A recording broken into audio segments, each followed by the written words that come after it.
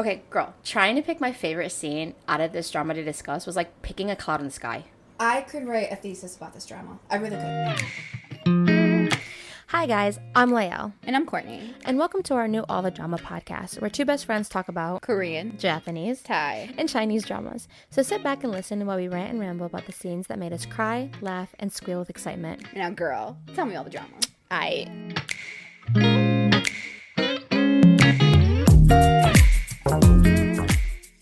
Welcome back, everyone. And today we're talking about the Thai drama Bad Buddy.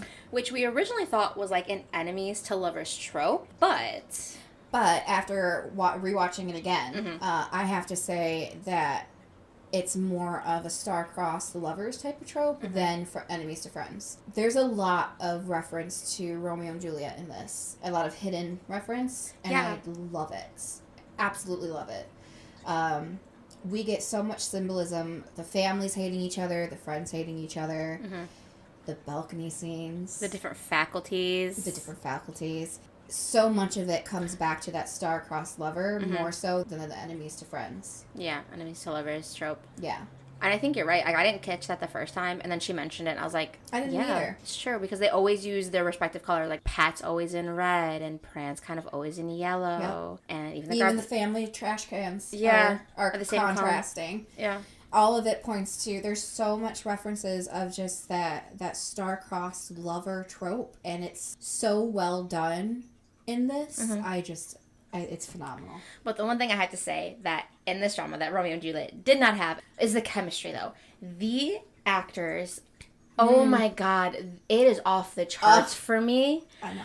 Like, I wanted to include every scene that they had together because it just made me feel all the feels. They made me smile, laugh, blushing. And if I talked about every scene that I want to talk about, we would basically recap the whole drama. We would be here for hours. Oh, girl, same thoughts as you, that the chemistry is off the charts in this. These two actors, I do have to say, I think this will go down as one of the classics, if not in just in BL drama history, but in Thai history too. But this is one of the classics. I agree, especially since the one thing that I absolutely adore is not only the chemistry that they have, but the scenes they included. They get so domestic in their relationship after they get together. I just love that because I don't think we get that enough domestic feels in Asian dramas, especially with the skinship. Oh my god, the skinship. They were not afraid to touch each other. I was like, yes, because I'm kind of a touchy-feely person with the person that I like or the person that I'm friends with. And to have that, I just feel like touching is such a intimate part of a relationship. I don't get that much in Korean drama specifically. Or Chinese. Like, you have the feeling, but the intensity of touching is still not there, I feel like. And in Thai dramas, it's there. And I love watching the domestic bliss. It's so cute. And we're coming from an American culture where we understand that there's a cultural difference. I do see and feel a difference in these type of dramas and in Thai dramas. And I think that's why I'm always coming back to Thai dramas. Yeah. That skinship just makes it real to me. And it makes them feel like they're comfortable with each other. I get the awkwardness in the beginning of a relationship, but once you get into the relationship, I feel like it shouldn't be that awkward. And you should be more comfortable with each other, wanting to sit next to each other, wanting to, touch each other. And frankly, wanting to kiss each other. Wanting to get, the whole... And that's a thing here. In this drama, they are not afraid to kiss each other. No. And that is nice. And they're comfortable. Anyway. But no, I agree. The chemistry, especially between these two actors, the chemistry is just off the charts. I know. We started this podcast because of how much dramas we have watched. How many phone calls we've had. Yeah, exactly. And I think I can safely say that I have never, ever seen chemistry like this in any drama ever. No, it's honestly since. the top. Or since. Let's start discussing the characters, though. Let's get into that, how we love them. There are two main characters, Pat and Pran, along with the two side couple, his sister Pa and Ink, and then their friends, which we'll discuss later. Pran. His eyes could kill and melt me at the same time. They really love could. His eyes. Oh, I love this actor's eyes. There's something there. And the way he portrays Pran is so good. I know I keep saying that, but I just can't help it. So we have Pran. The vibes we get from him is very control freak. Everything has a place. Everything's neat and tidy. Like, even his chopsticks have to be the same same height for him to use them. And, you know, everything, if you notice in his apartment and in his utensils for school, everything has a place. And it's just funny seeing Pran as such a put-together person. And then you see Pat, who's the complete opposite. And I love how they complement each other. To me, like, Pat has such a dog personality. I know it sounds weird, but homeboy just can't hide anything. He's just, if he feels it, he shows it. And he's so laid back. He's so carefree. I get that. The one thing I'm probably going to keep coming back to is both these actors' eyes. Pran has a nickname for Pat, which is Fierce Eyes, and I feel like it totally fits him. Yeah. And then we also have his sister Pa. All I gotta say is girl's got game. She's Girl's absolutely adorable. All the riz that her brother does not have. The amount of love that I have for this character, there's just not enough words. What I especially love is the dynamic that she has with her brother. As we discussed, these two families, very toxic, hate each other. You know, it's a very dark kind of environment. But then it's a nice contrast compared to the sister, because the sister is so open and so accepting of both of them and their relationship. It's a nice contrast to have when it seems like everyone else in their life is against them being together. It makes them such siblings because you see her being supportive to him, but then when she wants to date Ink, you see her talking to him about it, and he was completely honest about it. He's just like, you know, if we really dated, I'd probably feel hurt, but like we never dated. I was like, I was an intern in high school, we're not now. You know, the brother can't make it, but the sister can. Yeah. And he was just got the riz. Yeah. And he was just so supportive, and he was honest, and I love that. They're just such a sibling dynamic. The sibling dynamic is top tier in this. Right. Absolutely. They're literally the only two other side characters I like in this. And we have like A lot of side characters. we have a lot of side characters in this. I don't like any of them except for Ink and Pa. And Ink, cool girl. The definition of what a cool girl is what Ink is. So after those people, we have the friends. I can't stand the friends. Like, if you cannot see my eye roll. She's eye rolling so hard right now. So hard. I really, truly, especially Wei, I can't stand him. They tried to make him redeemed. I don't see it. I don't forgive it. They do. They try to make a redemption arc for not just him, but all the friends. And honestly, I could care less. A lot of the drama we have in this that the boys experience is directly because of their friends. A lot of it is Pran's friends are just, they get into a mess and they expect Pran to clean it up. They do. We see that with their fights. We see that with the bus stop situation. I really can't stand either side, but I really can't stand Pran's friends. I feel like David's kind of a little bit better. The one friend out of Pat's that I kind of still remember. I don't mind. But still, he's still annoying. They just, they annoyed me. Yeah. Pat's friends annoyed me less. But still there. But they still annoyed me. Right. So I was not here for any of the other side characters. Yeah, no. But on the note of hating people and finding people annoying, and speaking of side characters, we have the two parents, which I can't stand either side. And again, they try to do a redemption arc later on with the parents, and I am not here for it. I'm not. Usually, Is there even a redemption arc? They kind of just sweep the problem under the table. Yeah. You know? I feel like they try to make it kind of cutesy at the end. We'll dive into it later, but I'm not here for it. And especially out of the set of parents, I absolutely cannot stand Pran's mother. When I tell you the amount of hatred I have for this woman, so I haven't watched this drama in over a year, if not maybe two. And when I came back to it, one of the core memories that I had was the amount of hatred I had for this woman. And it's because I just think she's incredibly selfish, and she's more fierce in her selfishness than any other parent is.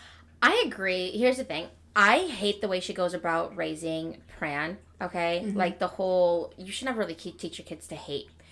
But I get her anger.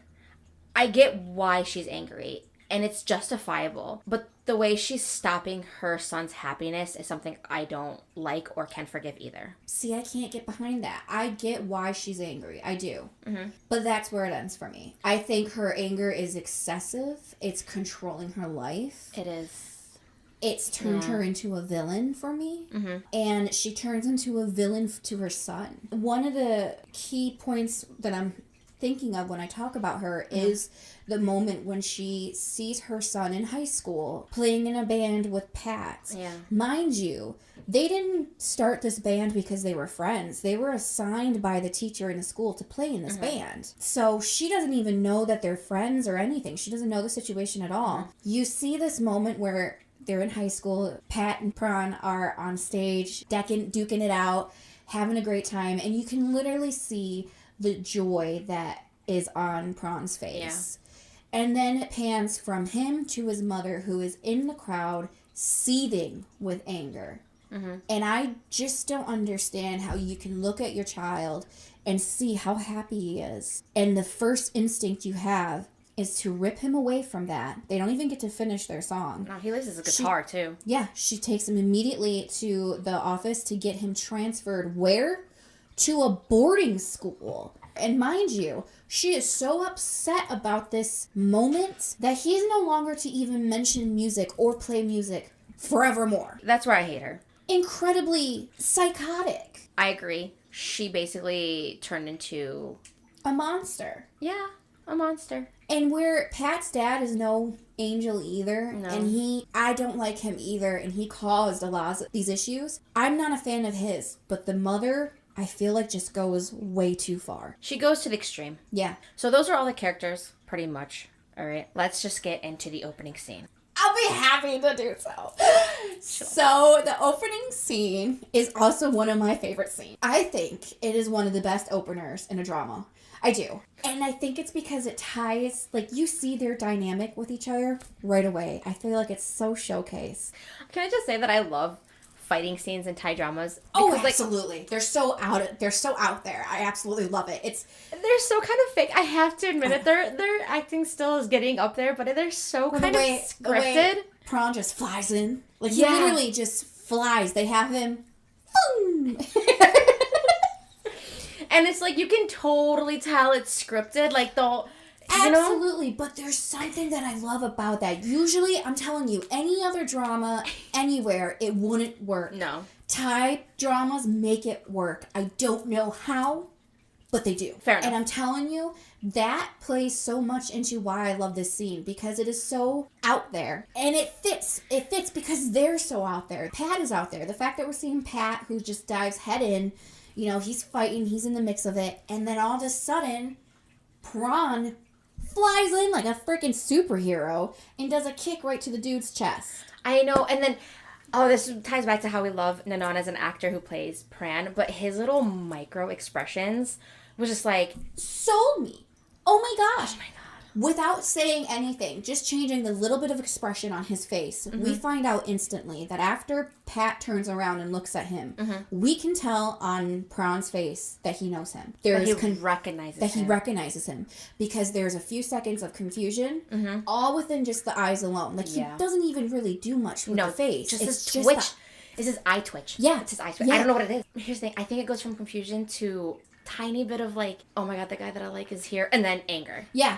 All within seconds. Oh, yeah. And you can see it all in this guy's eyes. And I'm telling you, this actor, I've never seen someone with more expressful eyes. Right. I think this is one of the best reintroduction scenes to each other.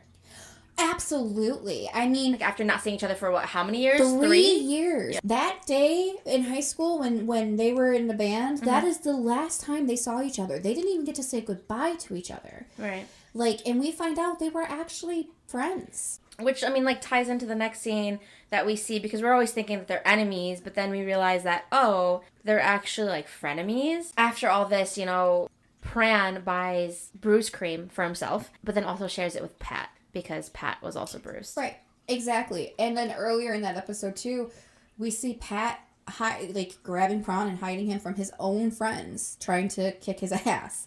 And getting to that, I mean, we see all that within, like, the first opening and the first, 15, 20 minutes of the episode. Right. We skip a couple episodes into episode 4, which brings us to our next favorite scene, the bus scene, which is your favorite scene. Yes, my favorite scene.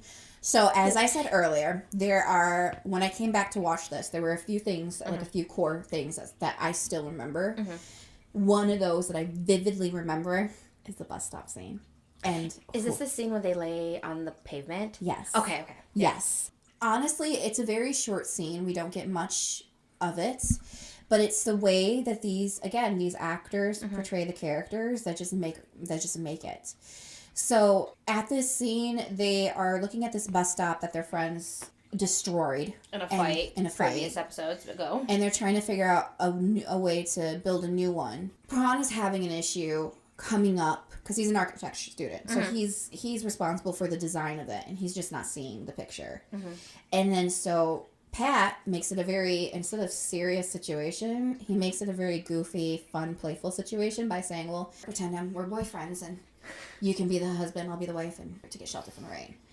And he just turns this moment into such a sweet, fun, goofy, innocent moment. And they're playing, they're running around, they both fall down on the pavement, and they look at each other. And the look that's my moment. That's my favorite moment, is when they're looking at each other. It feels like I'm a fly on the wall and I'm literally watching two people fall in love. I completely understand. Mind you, it's at night.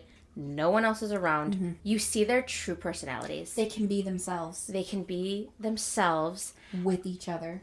And here is where you see the first inkling of Pat falling in love with Pran. But the thing is Pat doesn't realize. No, I don't think he realizes it either. No, he doesn't.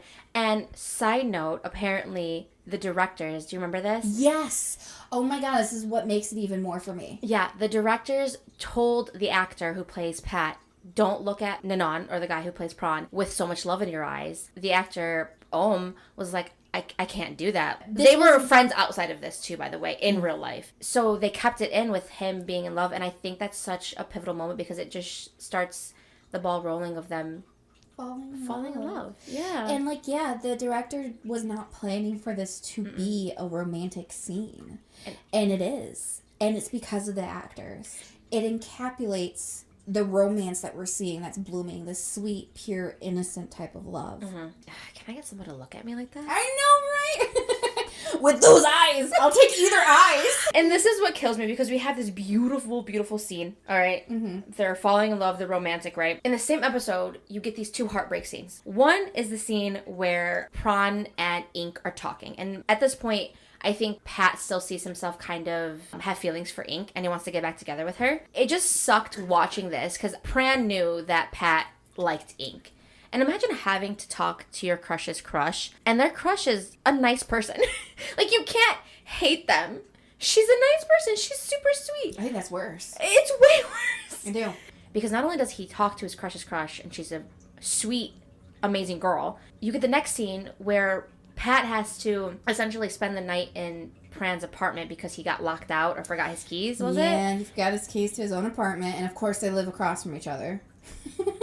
Yeah, of course. So Pran lets him spend the night at his place, and as they're talking, Pat is trying to gauge if Pran also likes Ink. So he says, okay, at 3, let's say if we both like her or not. 1, 2, 3, he says he does. Pran says he doesn't. In this moment, I get what you mean about how heartbreaking it would be. But to see his face when he hears his crush talk about their crush. And it just, you can see that tears are forming and eventually a couple do fall.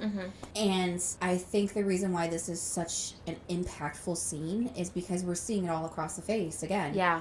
Where he always kind of knew that this was going to be an unrequited love. He knew. But this reinforces the fact that there is no hope. Yeah. Because this boy is straight. He's in love with this awesome girl. There is no chance for us to be together. How heartbreaking. I know. It literally just tears your heart in two. It does. It guts you. And you see it. You can literally see on his face that his heart is breaking, and then he has to pretend that everything's okay. Yeah. And I think that's what kills me the most is you have to say that you're fine when you're not fine. Spot on, my friend. To quote Kim K. After this heartbreaking scene, right, we get episode 5. Episode 5, my At least we didn't have to wait that long for a fucking kiss between the two. I appreciate that. Oh my god, same. I do, because listen, there are some BLs that have come out this year. Thai BLs, Korean BLs. Where the chemistry is on fire and we don't get a kiss. True. Or we get a kiss and it's at the very end of the episode. Right. Please don't do that to me. But I think I specifically love how they made us heartbreak and then they put our hearts back together. It's a swing of emotions. It's like bam, bam, bam. So, episode 5, the scene that we have to discuss is the kiss scene. The kiss scene. Hands down, my favorite kiss scene in all the dramas that I've watched. And mind you, I've watched a lot of dramas. I've been watching since like 2009. Mm-hmm. The emotion that these characters have with each other. Like, and we can even backtrack before that because this is the episode that Pat realizes that he's in love. Yes, and let me take you there. Okay. Please take me there. Okay. So, Pat goes to his little sis for advice because she got the Riz, you know. She got the Riz. And he's like... Girls always have the advice. They do. They do. Boys who have Riz usually have a girl behind that. But anyways, my point being is he goes to his sister and he's like, yo, I think I like Ink, but I'm not sure. I'm not sure if we're vibing. Mm-hmm. Obviously, those are my words. Right now, he's interested in Ink, but he's not sure because he's never really liked someone. Right. And so he's like, how do you know? Mm-hmm. And his sister's like, bet, I got you. She goes, there are 3 steps to know if you have if you have something. Not even just love, but if you have feelings for someone, okay? Number 1, when you touch, the physical response will give you a hint. Okay. Number 2, the eyes don't lie. And we've talked about their eyes before. Exactly. Look at the eyes. Number 3, someone who likes you will want to know if you're taken or not. If you're still not sure, there is a last sign. Here we go. People who like you can't be comfortable around you. They can't be themselves around you. Or you can't be yourself around them. And so he does all this and he's realizing it's not working with Ink. But then he goes to the music store, runs into Pran, and all of a sudden, homeboy's freaked. Because all these symptoms, these signs, he's having with Pran constantly. Okay. Constantly. He also recognizes these 3 patterns in the matter of 2 seconds. 2 seconds. And not even 30, not 25. 2 seconds of seeing Pran. He freaks, touches him, looks at him, runs out of the store. Runs. I love it. I do the same. I understand that emotion. Pran has loved Pat for almost 3 years. And he has hidden those feelings. Nobody has ever realized that he has feelings for, not a single person. Pat, right? Pat finds out in the beginning of this episode, 2 seconds, falls in love, realizes he goes for it. That's what I love about him. Not only does he go for it, he accepts that he's in love with a man, all right? It's a big deal. Mind you, he was heterosexual as far as he knew. Mm-hmm. And then can't even hide his feelings for 2 days. Nope, he can't contain it, and he's fine with that. That's why I call him such a puppy. I know, and this is why I am deeply attracted to this man. Because he recognizes it, says, yo, bet, let's do it, and just goes for it. And I absolutely love it. And that brings us to the kiss. The kiss! Again. The kissing. So these 2 perfectly executed this scene with the feelings of Pat and Pran, okay? Absolutely. Like, they should get an award. Honestly, they should. They should. They absolutely should because the kissing, the actual physical kissing was great. It was beautiful. Okay. The grabbing, the breaths, the... clutching, oh my God. Touching each other. Like, ugh. But I think what kills me the most out of this kiss is actually right after the kiss. The 2 faces of Pat and Pran, right? You see Pat with a kind of blissful, happy face because he's like, I get what I wanted. Like, I kissed the guy that I like. I like him. I'm in love with him. And everything's great. And then you see Pran's face. Not laughing, but you see Pran's face, and he looks like, oh my God, gut-wrenched. He's like, I just tasted something I can never have. It's like he doesn't know what he did. And he's like, this was a moment of weakness, and it can't go any further. I don't even know what to do. Those two contrasting faces. And that's the way, I think, doesn't the episode end there? Yes, it does. And it's I think Pran leaves. Well, yeah, he leaves. He walks off. I know. And then on the rooftop. Just on the rooftop with that scenery, everything is just The balcony, my friend. Kiss on the balcony. Think about it. A kiss on the rooftop. Romeo and Juliet. Oh my god. I can't, there's no words. And I will go and rewatch that kiss just for those expressions because it's beautiful. It brings back, it was masterful poetry. Like I'm a fly on the wall. And then you get Pran running off and Pat we see looking kind of confused. like, confused, right? And then I think he realizes, okay, maybe Pran's not ready. Maybe this isn't going to be as easy as I thought it would be. And he's like, maybe I got to fight for him.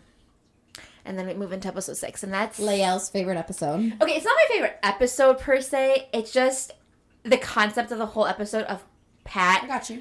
going into the enemy's camp. All right, he's going on that architect trip against all odds just to get Prawn back. All right, Just to get his attention.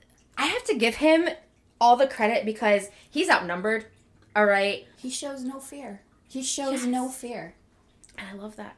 And And I love that. extremely attractive to me. But I've talked about this before in another and the other drama that we discussed in Go Ahead, which is out now. The decisiveness. Yes. He decided he liked Pran. We like decisive men. We do. And he decided he was going to go after and get it. I love that. I find that incredibly attractive. And then, so this whole And episode. so does Prawn. so does Pran. And then throughout this whole episode, we just see him trying to get his attention, right? And I absolutely love that they still kept their little rivalry that they have at the end of this. Because Pran finally gives in to Pat. And he's just like, all right, bet. Let's see who can make who fall first. And it plays right into the relationship they've always had, and I love it. I love that they turn falling in love into a competition. That they've always had their so whole lives. Them. It fits so well. It kept them original to their beings. And I love it. I love it. That was such an epic scene in itself. But my next scene that I want to discuss is definitely in episode 8. Now, I don't know how many know this story, but it's the scene where Pat is waiting for Prawn in the car, and Prawn gets in the car, and there's this song playing, and there's a female lead singer, and then there's a rap version, and there's a male rapping. And Pat starts rapping this chorus to Prawn, and it's adorable. It's cute. Scene. It's cute, but it's even cuter when you know the backstory. So there's so much backstory to this too that I could go on to this drama itself. 100%. But in this scene, this was not scripted. So this song playing in the car, the actor who's playing Prawn, he's a singer in real life. That rapping is him. It's Nanon. It's his song in real life. Right. And when he gets in the car, he's not expecting that song to be playing. Or for Ohm, the guy who plays Pat, to just start rapping his verse. And so it makes it 10 times more adorable to know that this was completely unscripted. And Prawn's response, the guy who plays Prawn, his response is 1000% authentic. Yeah, the little surprise pranking just makes everything a little bit better. Sweeter and cuter, you But know? what kills me is when Prawn was like, turn this off, because, like, mind you, it had just come out. It was playing in all the cafes. It was playing everywhere. It was overpopular. And he's just like, I'm kind of low-key sick of hearing this song everywhere. Yeah. He's like, don't you know any other song? Yeah, play something else. Oh my God, that was so cute. That is one of my favorite scenes. And including into that scene, there's this part, and this is where I kind of, like, love it, too. There's this part where Pran was like, oh, I feel like your secret lover, because they're kind of, this is a secret date, they're going out secretly, and Pat was just like, secret lover, my foot, I only have you. I love how Pat is just, what's the word I'm looking for? He unknowingly reassures Pran so much. I know. Without even questioning it. Like, he knows, it's almost like he has the right thing to say, but he doesn't even think that it's the right thing to say. Right, he just... Says what he feels. Exactly. And he does that throughout this whole series. Yeah, because there's another part that I absolutely love. So he's so carefree and laid back that when you see his mature side, it's so adorable because it's just an opposite side of him. It is. And you get that three-dimensional characteristics. Yes, you do. Like, I completely agree with you. Where there's so much depth to this character, and seeing that mature side of him. Yeah. Because he's not mature, so seeing... Usually. Yeah. Seeing that is so sweet. And it gives a depth to that character that is... But his... Chef's and then kiss. Pran's smile after that was just... Every time I think of how Pran finally has Pat after waiting for him for 3 years, it makes all these scenes with Pat just reassuring Pran that I like you so much sweeter. Yeah, so much more meaningful too. And Pat doesn't even realize. No. He has no idea. They go on the secret date. It's cute. And It's adorable. it's adorable. The ending scene of episode 9, we get the outing scene. Way. I hate Way. Fuck him. Never, ever out your friends. Okay? It's not that hard. It's not. And the thing is he doesn't have any justification for it. Nope. This is your best friend. And sure, he's dating your AKA Who has enemy. saved your ass so many times in the past. So many times. Right. And all he's doing is dating your enemy. And mind you, He's happy. yeah, right. And the enemy is not even a horrible person. You know what I'm saying? They're No. just rivals. And you're going to be a little bitch and, ruin that? Ugh. This is... Hate Way. This whole scene. I hate Way. I hate him. I hate him. I hate him. That's all I can say is I hate him. And I don't... Again, they try to do a redemption arc. And while I appreciate the acceptance they eventually get from their friends, I just can't get past the hostility that these guys have faced from people that are supposed to love them. Because I think at the end of the day, he did it on purpose. Yeah. There wasn't, It wasn't an an accident. Jinx. It wasn't an accident. It was completely deliberate. Yeah. Ugly. And this leads us up to episode 10. Because so much happens in episode 10. We get so much. Yeah. This is where they try to fit in a redemption arc for Way and for the other friends. They try, and while, again, I do appreciate Them finally accepting it.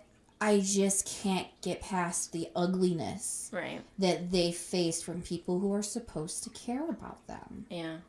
Now, the scene that they do on the stairwell is one of my top favorite. I mean, I know I keep saying every scene is my favorite scene, but Every scene is our favorite it scene. is. This scene is just so Okay, before we get into the confession scene, Uh-huh. can we just talk about how drunk the mentor looks? extremely. Why did they allow him on set like that? Because he's fifth year. Are you supposed to be that drunk at school? You know, I don't know. I don't know. But it did. It added some levitativity, I guess. I don't know. I mean, maybe a little tipsy, but Homeboy looked like he was like... It was hanging onto the wall. But, no, the confession scene. I love that Pat was the one that had to confess to Pran. I loved it especially because, again, Pran has been in love with him for so long. I know, and this is all just showing that Pat really wants Pran. Yeah. He's willing to fight for him, and I love it. So he's just doing this because he loves Pran. Like, he's always been that person to give first. Like, he even said, he's like, if I'm with my lover, like, I give into my lover all the time. Yeah. And I want a man like that. Yes, he's extremely attractive. I can't say that enough. But that image, too, that image of Pat at the bottom of the stairs. And, again, we're talking about Romeo and Juliet. There's, How did we not see this before? I know. It's crazy to me. But we have Pat at the bottom of the stairs, Pran at the top of the stairs. And they're slowly walking to each other. And as they're doing that, Pat is saying, I like you. And Pran is like, what was that? I can't hear you. And he says it louder, I like you. And he's like, what? And he's like, I'm in love with you. And the fact that everyone is clapping and so happy and just so accepting is so incredibly beautiful, because if you think about it, this is going to be the only place where they have that. I mean, I hate to bring the families back in this, but it's the truth. They won't have that type of acceptance at home. So it's nice that they can have it here, you know? Yeah. And one thing you forgot to mention, though, this is where he calls him Fierce Eyes. Yeah, he's like, what was that, Fierce Eyes? Oh, I love that nickname. And it's like, and I low-key love that they didn't make him kiss in front of everybody. I agree. I don't like PDA a lot. I feel like it would have been too... It was out of perfect. character. Yes. It would have been too out of character. I don't think Pran would have appreciated it. No, he's a very private person. Yeah, he's a very private, in-control type of person. I just don't think... No, this scene was perfect the way it was executed. I know. To a T. There was nothing I would add. There's nothing I would take away. Yeah. It was cute. And so we have that, and that is, you know, we go from something like that. Make it a little more, a little bit more happy scenes where they're like on a date, they're out to eat, and then they rip it away from us. Yes, they rip it all away. They stab us in the gut, in the heart, Pretty much everywhere. Everywhere you could be stabbed. Multiple times. Because then Leaving you me get... bleeding on the floor.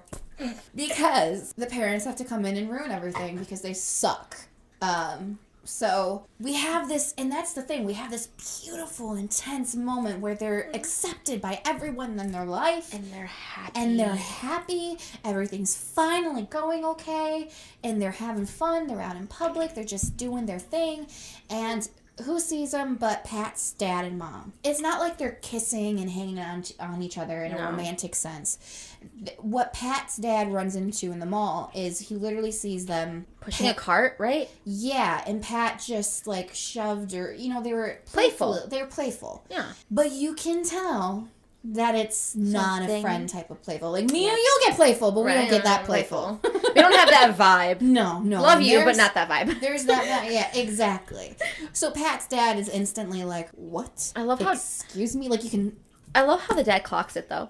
Immediately. He immediately clocks it. I mean, and I don't even think the mother does, but the dad does. Dad does. And he's like, what is going on here? And Pat is like, we're just friends. Like, we're just friends. We're just hanging out. And he's like, the audacity of this man to be upset, because he you can tell he gets so upset because he's like, I want you to quit lying to me and tell me the truth.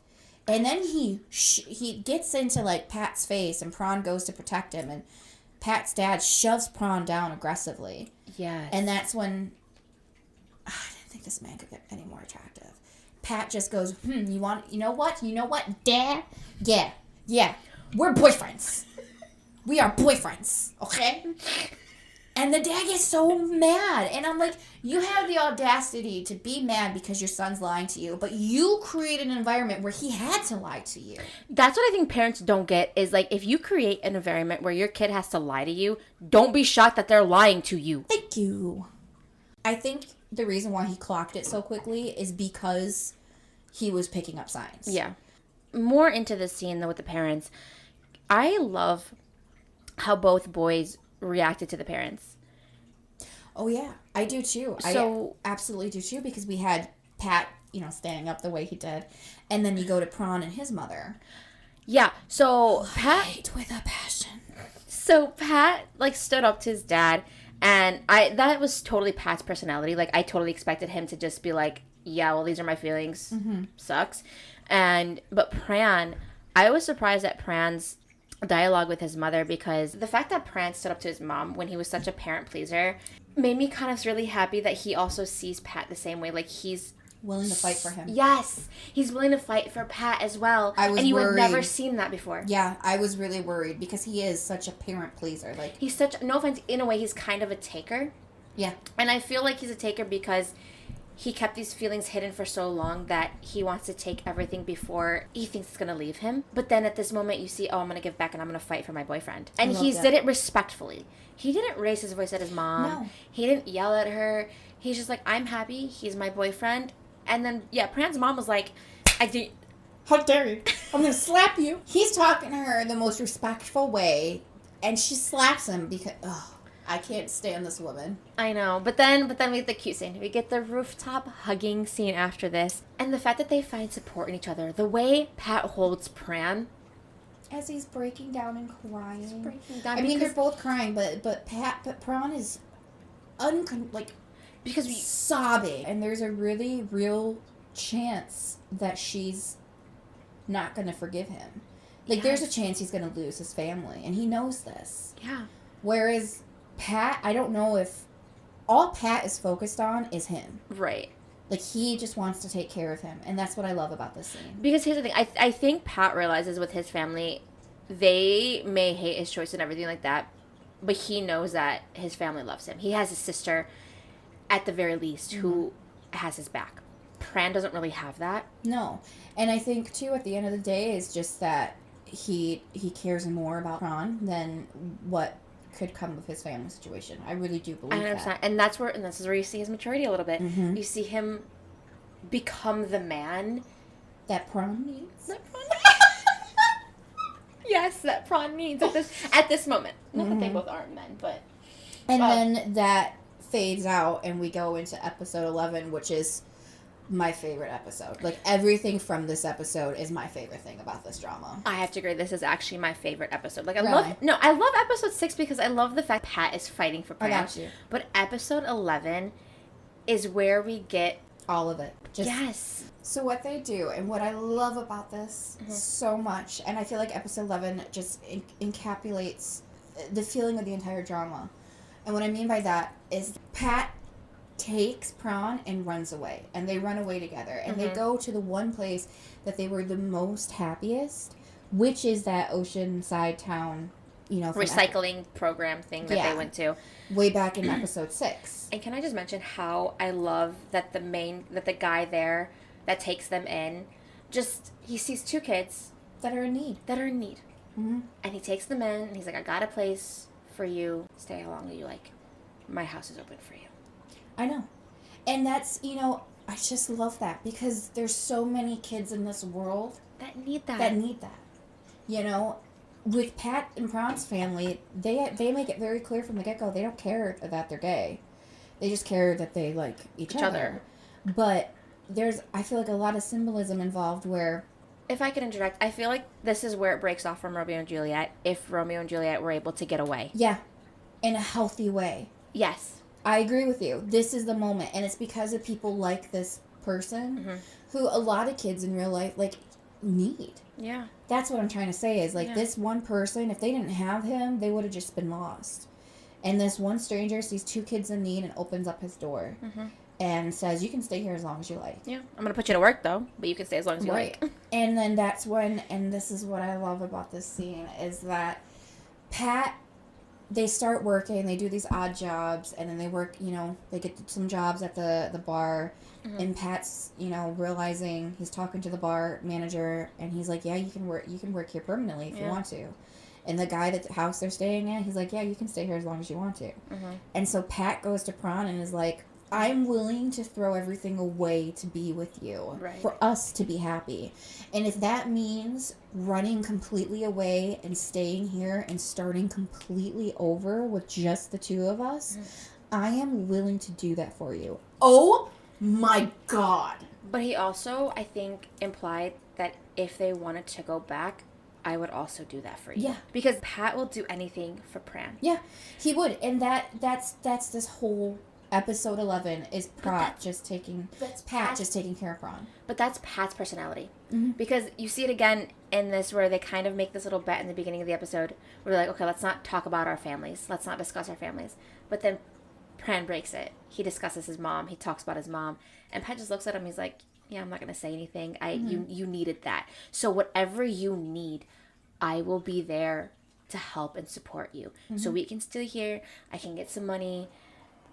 And we can figure it out. But if you want to go back too, we can figure it out. I just need you. I just loved it. And you know, this is the same scene where they're intimate for the first time. Oh. And even that, like, even going into that, where it's just... They can explore each other. Yeah, and it's so sweet and intimate and beautiful. And we don't see anything about the scene itself, you know. It's just the thereafter where they're, you know. Which I think is way more impactful than the scene itself. This moment, I feel, yes, where he turns to Pat and he says, how was I? Like, that is such a... Vulnerable. Word. Thank you. I kind of love that. You see the dessert, and then back in, like, episode 12, near the end or whatever, they mention, you know, sexy scenes. And I love how they're a switch. Yeah. There's no defined role. Which I know you don't get a lot in BL dramas, really. You don't. But yeah, they're totally vulnerable in this. And it's beautiful. Like, there's something... Like, the overarching feel of this episode is vulnerability and... Intimacy and security and love.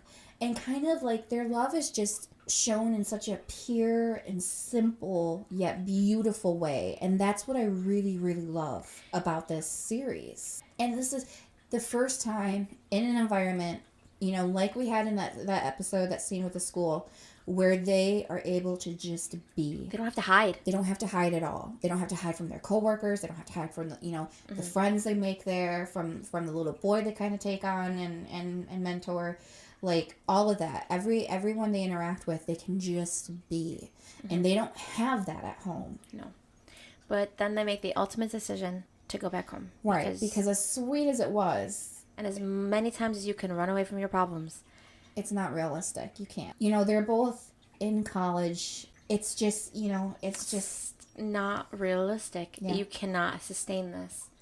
No, you can't run away. So they have to go back. And that leads to episode 12. Episode 12, the final episode. Okay, can I just say that... I have a lot of feelings. Look, they decide to fake break up and tell their parents that they are no longer together. Like, this little runaway thing was them realizing that they couldn't be together. Right.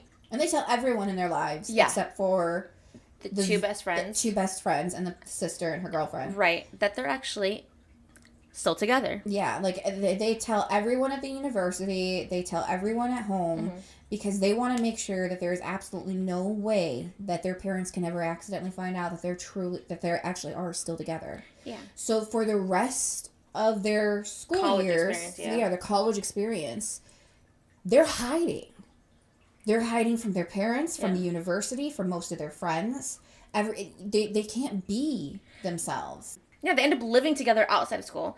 They develop a life together that the family's not a part of. That's the thing. That's true. And when they do go back to, they have a high school reunion. So fast forward from when we started the series, it was their first year of uni. So we're talking a time jump of they're having their high school reunion. So it's been 10 years since that day they were separated.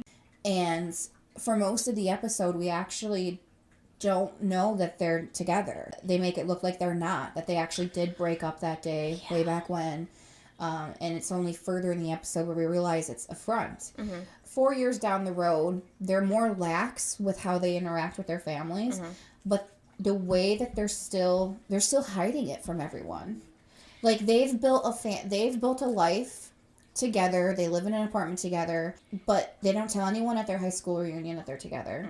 Everyone still thinks they hate each other. Their parents have been clued in. I feel like they're just pretending not to know at this point. They know that we know that they know, but we're not allowed to say that they know. Yeah, that's what exist. We're dealing with. Yeah. Which I hate so much, that Pat and Ink can go and be happy and show off their relationship. Be at the family dinners. Be in the family home. And Pat can't have that. Even though they know. Yeah. So they know, and I guess their growth that they show, and I'm doing quotation marks though you can't see them, is them not freaking out about it. Like, we're just going to pretend it's not happening. And I'm sorry. I feel like the drama tries to make it a bit cutesy. Yeah. And I have very strong opinions on this because I think the parents are crap. I'm sorry. I do. No. I think in the real world this would never work. To not want to include your son and his significant other in the family is, like, horrible. You are pushing your son away. And that is a big chunk of your son's life that you are not ever going to be a part of. Right. And so you're pushing him away. He's developing a life outside of you that you will... Think about it. They can't even go over to his apartment. It's true. If you noticed, all they talked about was work. It's true. Because they can't talk about anything else. Puts a divide in their relationship. Absolutely. And I just... Believe me, don't take me wrong. This is not me hating the series. No. I actually think it's a very realistic ending. I don't think it would have worked if the families did all of a sudden magically get along. That's not real. You know, that mother in particular is so filled with hatred that unless something happens, which I think would be the kids going no contact. In a real life situation, something big like that, I could see maybe then they would try to make the necessary change. But as of right now, they're comfortable with only having a portion of their kids in their lives. And it's not even a big portion either. No, it's not. I feel like 4 years later, they kind of already know that they're seeing each other. The very least that they can do is accept that their son is dating the other son. Like, let the kid come over for fucking dinner. Like, are you kidding me? I'm sorry, but we have passed 4 years now. You know they're together. The little bit that they give us where they're not throwing each other's mail out anymore, that's not enough progress for me. No. And like I said, if we were to get a season 2, I can guarantee you that in a real life situation, this wouldn't be a long-term solution. No. It just wouldn't be. The fact that they're adults and are still being treated like this is absolutely ridiculous. Well, no, not the kids, the adults, the actual parents. Yeah. The fact that they're freaking adults and they're still acting like this is a school ground fight and we're just not going to talk to each other or acknowledge each other and pretend that everything's okay is bullshit, really. Honestly, the only way I would see this ending is no contact. In the real world, the best thing these boys could do for themselves is to go no contact. Only then would I think, at least with Prawn's mom, would push her to possibly look in herself and make the necessary changes. Therapy. Yeah. I think she needs I to go think therapy. right now, with the way it ended, it's not realistic. I think it's realistic for the short term. For the short term. The short term. So, like, not going past that. And again, they try to give that redeeming arc. Mm-hmm. I'm sorry, if I saw her on a cliff, I would push her. Does that mean? A little bit. But, I mean, this is the second mother that we utterly hate. God, we've been on it, and it's not on purpose, but the dramas we've watched have had such horrible mothers in them. They seem to really love the antagonizing mother. Mm-hmm. So that's the end of Bad Buddy. So what are your closing thoughts? I have one. Go for it. Okay. The song that, as we mentioned before, Nanon is a singer in real life. Yes. He sings a song for the drama that you hear throughout the thing. I think it's called Just Friends. Mm-hmm. It got stuck in my head. I love it. And the fact that these two also made a music video for that song about Bad Buddy. Oh my God, it was so cute. And it just, I don't speak a lick of Thai, but I will sing that song in my car. I agree. If y'all don't know the actor Nanon and his singing career, you need to look into it, because let me tell you, his voice is phenomenal. He's an amazing singer. And he's an active singer. The Thai industry, especially the BL industry, is really pushing for all their actors to also be singers. Yeah. Not all of them can do that. No. Nanon is not one of those people. His voice I think he was a there. singer first, right? I don't know. I wouldn't be surprised. I think he was. I do know he has a very active singing career, and his music is jamming. There's several songs I actually listen to. He actually wrote 2 for this series, Yeah. but the Just Friends one is just the one that gets stuck in my head. I will... I know. So, yeah, no, the OST for this is off the charts. It's great. Yeah. It's a good one. It has music I would actually listen to outside of the drama, which It's in is my Spotify playlist. rare for me. I usually don't do that. On another note, one more closing thought that I have is, I know other dramas do product placement, but I don't think no one does it like the ties.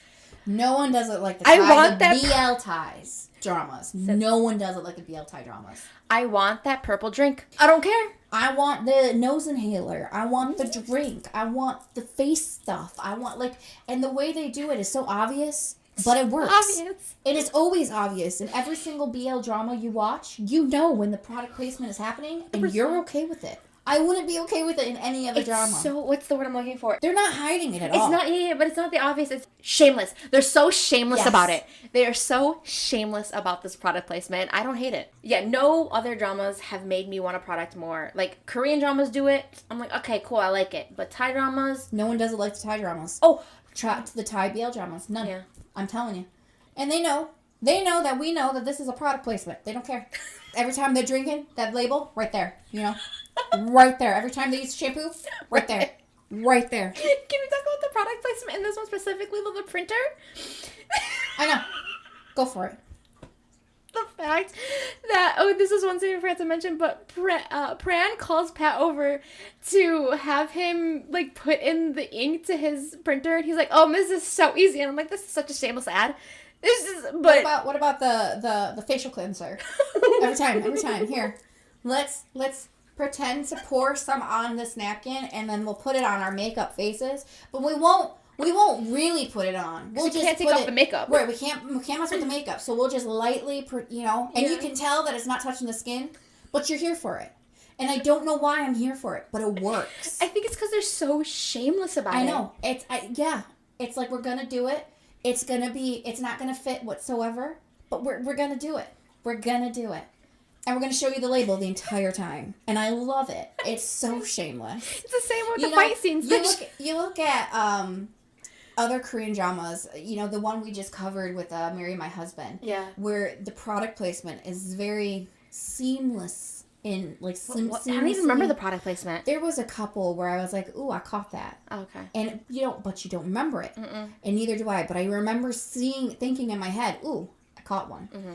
And it was very seamless. Yeah. Okay? Not Thai dramas. We're going to be out loud and proud. And you know what? I am here for that. We're sticking with the theme. I'm here for it. So, yeah, absolutely. But going from that, what would be, I think I know what your rating would be for this, but tell me what you would rate this. 1 out of 10. Honestly, this is 1 from 10. Despite the cliche of the plot, all right, and the stupidity of the parents, I still love this. I think this is a 10 out of 10. Absolutely. I don't think that there's as much of a cliche. I don't. I think we got a lot of twists and turns. I loved the symbolism in this. I loved that we started off with a trope that had a hidden trope in it, if you think about it. Where we start off thinking it's friends or enemies to lovers, and it's not. It's really, star-crossed. I loved all the references, the hidden references to Romeo and Juliet, the most famous star-crossed lovers out there. Again, I'm shocked we didn't realize this before. I know. Even the parents, you have to have a villain to hate. Yeah. And they do such a great job in making me hate them. I do. And same with the friends. So even though I found them annoying, it wasn't anything negative against the drama. It made the experience of the drama and the experience of this love story so much better.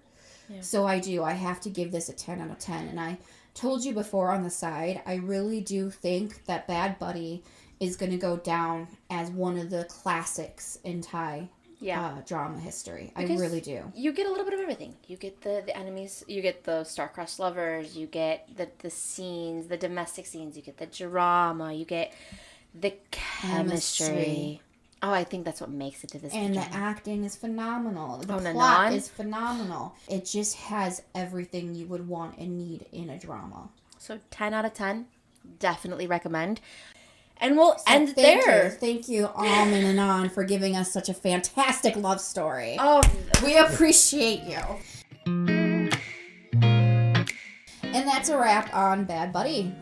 Thank you so much for watching. Please like and subscribe to our podcast as well as to our YouTube channel. Follow us on Instagram at All the Drama Podcast or on Twitter at All the Drama Pod. We would love to grow this drama addicted family. So, Lael, what are we watching next? Okay, so next episode we are watching Perfect Revenge Marriage. And it's another go back in time to get revenge plot, and girl, I'm already up to episode 8. There is so much to already discuss, and there's been a lot of discussion with this drama and Marry My Husband and how they have the same concept, but we'll talk about those similarities and differences in the next episode. So until next time, happy drama watching. Bye. Bye.